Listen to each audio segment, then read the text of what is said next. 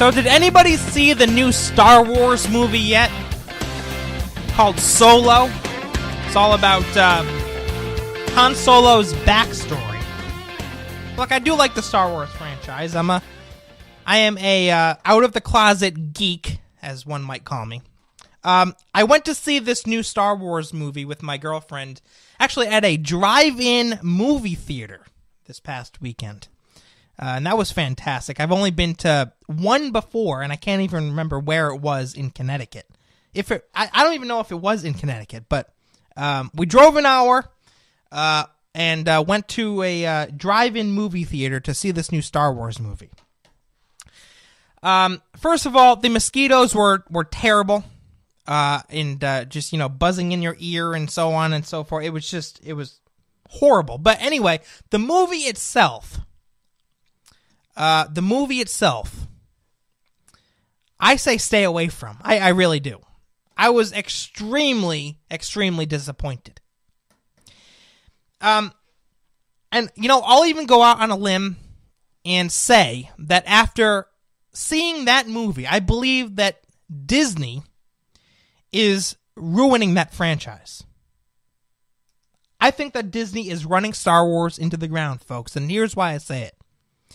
There were so many politicized comments, political themes in that movie. It was just, at times, it really was overwhelming and so in your face.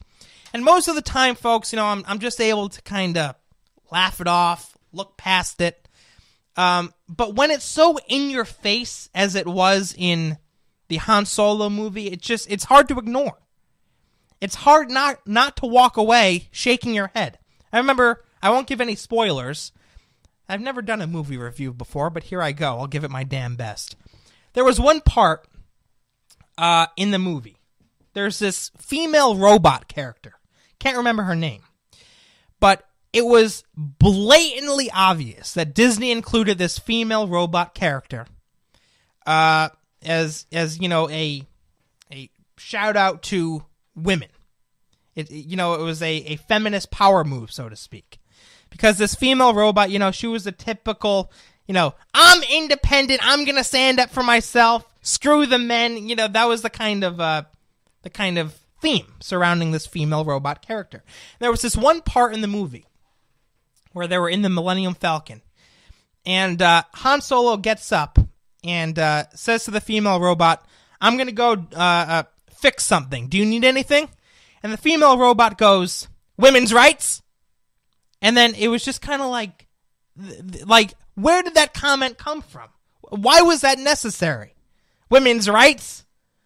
It's a freaking Star Wars movie, for God's sakes. You really got to make it about social justice, women's rights? For God's sakes. And then, folks, I wasn't even going to talk about this part. This might be a spoiler.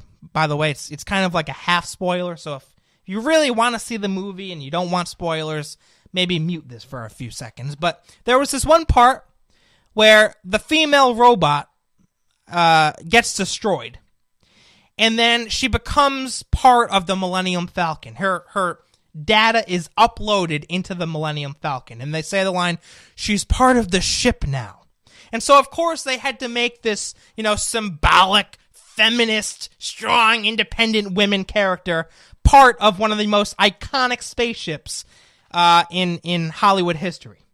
They couldn't help themselves. And so I was extremely disappointed with it, folks. I walked away shaking my head, and so that's why I say don't see it. It's really not worth it. There are better movies out there that you should spend your money on. Better movies like, by the way, Infinity War. If you haven't seen Infinity War yet, you got to see it. That's one franchise that I am a huge fan of, despite some of the political comments that they make, is Marvel. Big Marvel fan. But this Han Solo movie was not impressed, folks, and they're bombing at the box office. I just saw this article over the break. The Telegraph reporting on this. By most measures, $103 million is a considerable sum of money. But for Disney, it spells a loss. This was the U.S. box office takings for Solo, a Star Wars story, during the film's opening weekend. And for a film that cost $250 million to make before marketing, it is much lower than expected. I think that the political themes do play a role. I don't think that's the entire reason why it's not doing so well. But I do think that people are getting fed up, like me. But that's that.